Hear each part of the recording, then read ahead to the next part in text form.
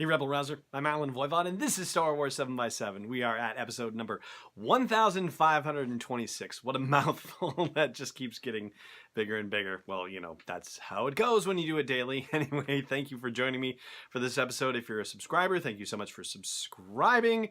And thank you so much for supporting the podcast on Patreon as well.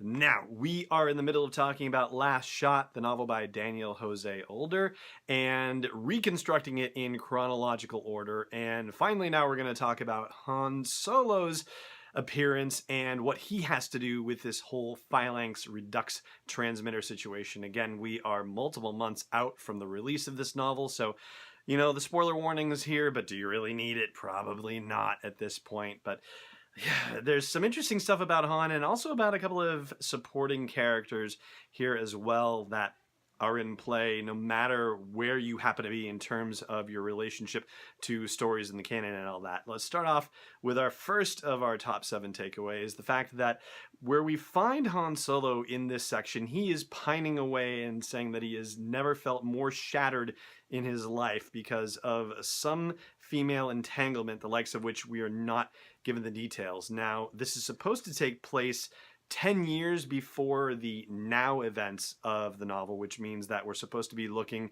between 2 and 3 years before the Battle of Yavin. And so this would be further along from the events of Solo: A Star Wars Story. It should be about, 5, 6, 7, 8 years away from that. So it would be unusual to think that this has something to do with Kira, unless he had some other run-in with Kira at that point and he's just coming off the heels of that. Or if it's, some other female entanglement that we don't know about just yet. We're not given the details. We're not even given a hint as to who might have been involved. But just as far as it having anything to do with Kira and the events of Solo: A Star Wars Story, well, the only way that makes sense is if they had their paths cross again just before this particular section of the novel started, and we just don't know that story yet.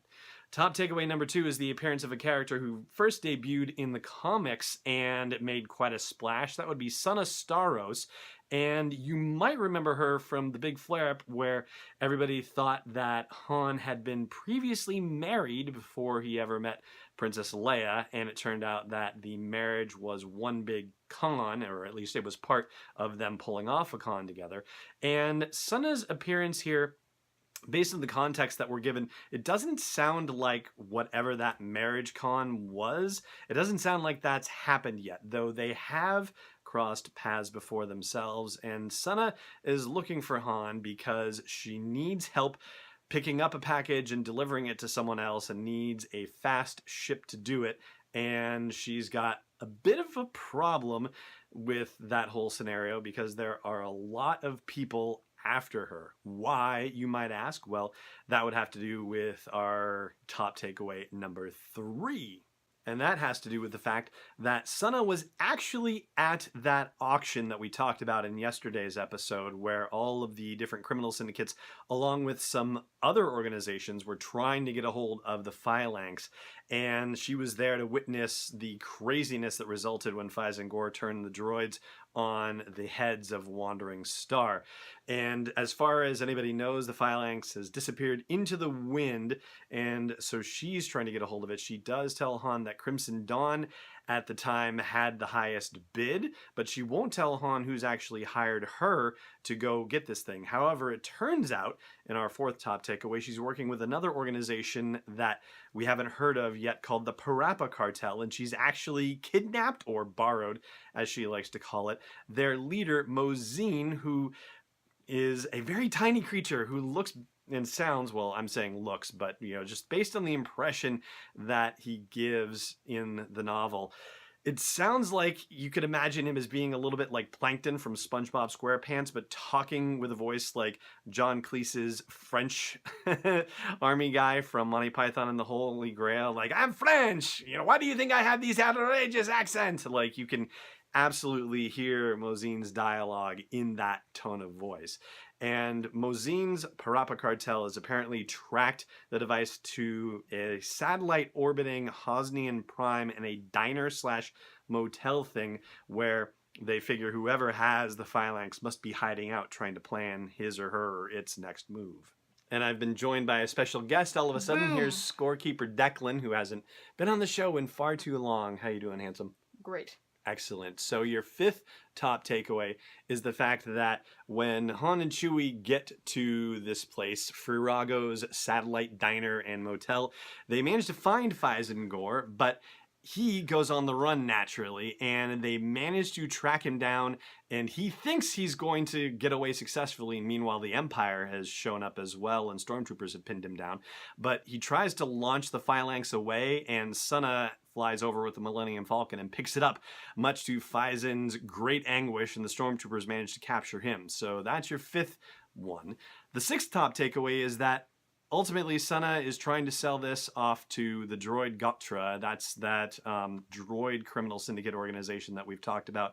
And it seems like it's going to be a little bit more of a thing in Star Wars fiction. So who knows, maybe we'll start seeing it in TV and movies too. But here's the problem. The droid Gotra doesn't want to pay. They just want to take the thing.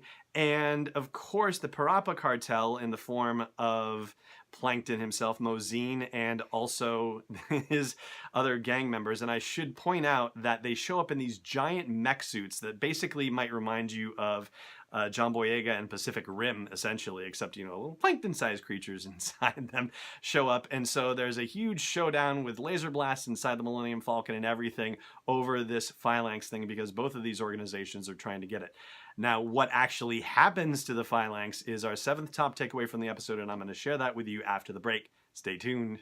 Hey, Rebel Rouser. Have you ever wanted to take a land speeder for a spin, or maybe even the Millennium Falcon itself? Well, here's the next best thing. You can make your own custom Solo a Star Wars story-inspired Nissan with the best-in-galaxy customizer. Just go to sw7x7.com/custom to customize and share your own Star Wars-inspired vehicle. And don't forget, Solo a Star Wars story is coming home on digital September 14th, Blu-ray September 25th, and new on 4K Ultra HD as well. Welcome back. All right, so our seventh top takeaway is what happens to the phalanx thing in the midst of all of this. So Han apparently takes a cue from Sana and thinks that he knows what he's doing or what she wants him to do. And so he actually has this phalanx transmitter and he stuffs it down a garbage chute and launches it out of the Falcon. And Sana is like, tell me you didn't really launch this thing out of there, that it was just a decoy or something like that. And he goes, I thought that's what you wanted me to do. And she's like, like it's a real facepalm moment. And she says, please take me back to Takodana because I have to deal with this. And so that's pretty much how the Solo side of this story ends. So basically the Phalanx Redux transmitter, as of 10 years before the story that happens in the real time for Last Shot, this novel, is floating in space, having been ejected by Han into the middle of nowhere, and the Parappa cartel and the droid Gotra are chasing it, trying to see who can get to it first. We don't know who actually gets to it, but we're going to find out probably, maybe, when we talk about the now section of the novel, which we're going to do over the next episode or two. So that is going to do it for today's episode. And if you are not subscribing to the podcast, then by all means do, wherever you happen to like to catch it. If you're not supporting the podcast itself, then I hope you find it of value to the point where you decide to put something in the tip jar at patreon.com/SW7X7. That's patreon.com/SW7X7. For now, though, it just remains for me to say, thank you so much for joining me for this episode. Scorekeeper Declan, thank you so much for joining me for this episode. You're welcome. And may the Force be with you wherever in the world you may be. Bye. This podcast is not endorsed or sponsored yet by Lucasfilm Limited, Disney, or 20th Century Fox, and is intended for entertainment and information purposes only. Star Wars, the Star Wars logo, all names and pictures of Star Wars characters, vehicles, and any other Star Wars-related items are registered trademarks and or copyrights of Lucasfilm Limited or their respective trademark and copyright holders. May the Force be with them. All original content is copyright 2018 Star Wars 7x7. We hope you love it.